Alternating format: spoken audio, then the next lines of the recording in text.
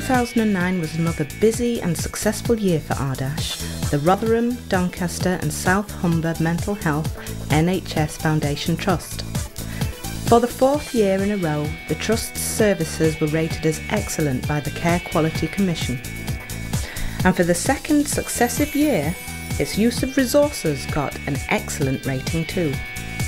Confirmation, if it was needed, that there has been no let-up in RDaSH's commitment to provide top quality mental health and learning disability services to local people. As someone who's benefited from its services in the past, I know how good RDaSH is. I never realised before quite how big it is. The Trust operates from a whole range of sites, large hospitals and mental health units, as well as around 50 community homes and a wide range of other community settings.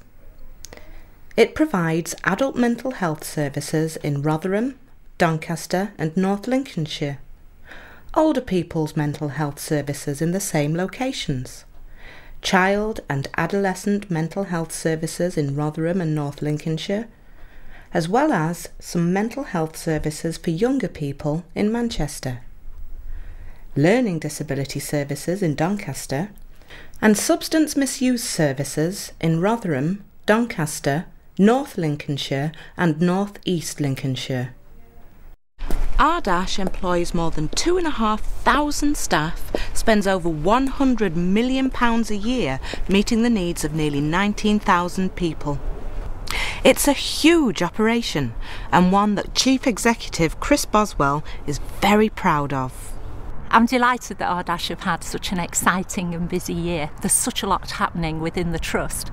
During the year, we found out that we retained our double excellent rating with the Care Quality Commission, which in itself is a great achievement during such a period of change.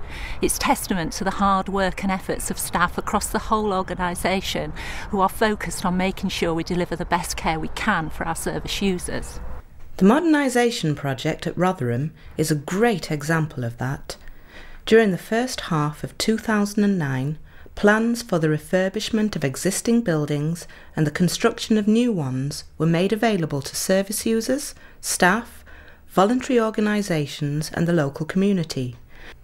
By November, a groundbreaking ceremony heralded the start of construction work on the new state-of-the-art older people's inpatient unit at Rotherham General Hospital. The first stage of a building and modernisation programme that will bring enormous benefits to service users and staff alike. Well, quite clearly the environment itself is going to be phenomenally different to what we're currently nursing our patients in. It's a very quiet environment, it's a very calm, peaceful environment conducive to providing the best quality care. All our patients will have single ensuite rooms. They'll have significantly more access to activity rooms, to quiet rooms.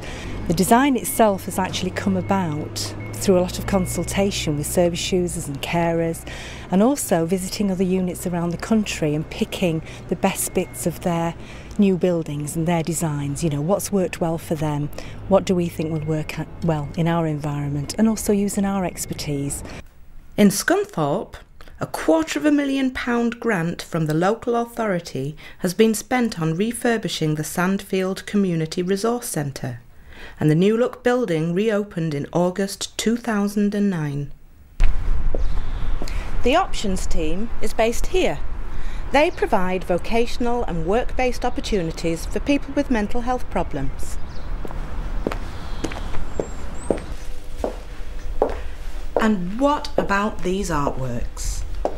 They were created by service users working with local artists as part of the Sandfield Arts Project. We used art as a medium to help people in their recovery, because we find often lots of people find it very difficult with talking therapies and can't engage in verbally explaining how they're feeling. Well, what I get out of it is I meet people and I have something to do, and it saves me staying at home. Modernisation and new facilities can make a big difference to the quality of services, and so can changing the way in which those services are delivered. In North Lincolnshire, The teams working in Child and Adolescent Mental Health Services, or CAMS, have been working on improvements to their service delivery, with some remarkable results. The longest waiting time for a first appointment used to be 100 weeks. Now, thanks to a new initiative on waiting list, that figure has plummeted to 12 weeks. And the number of people waiting for an appointment is now less than a quarter of what it was. The North East Lincolnshire Community Alcohol Team, NELCAT, has been finding new and better ways of delivering its services too. It's part of the Junction in Grimsby, a partnership between RDaSH and the Alcohol and Drugs Service. The changes have been put in place to improve the identification of alcohol use disorders and offer a more joined-up approach to screening, counselling, detoxification and aftercare. The benefit I got from the service was that it was on a daily basis to make sure that I was given the right dosage to detox me. Steve then readjusted my medication, and now I'm fully detoxed. So again, the service is good, excellent. The new approach involves A&E departments, GP practices, probation services, and a variety of specialist alcohol services all working together, with everything coordinated from one central building. What we have found with the new building is that it's removed some barriers that could potentially stop people from coming into treatment. It makes it hopefully a more comfortable environment for those with alcohol issues to come and seek the treatment that they may need. There have been new developments in alcohol services in North Lincolnshire too, and this time the Junction in Scunthorpe was involved. The Junction was awarded a substantial new contract to provide alcohol services in the region, and in November 2009 a new recovery clinic was launched, which is helping service users prepare for the next steps after treatment. The recovery clinic at Ashby Road has given me the confidence to take control of my treatment with the doctor by able to speak to them and tell them when I'm ready to come away from Subutex or when I'm ready to withdraw. Providing services that really benefit people, that's what RDaSH is all about. So it was gratifying when the daughter of a lady with Alzheimer's disease wrote to her local MPs last year, praising the care and support her family had received.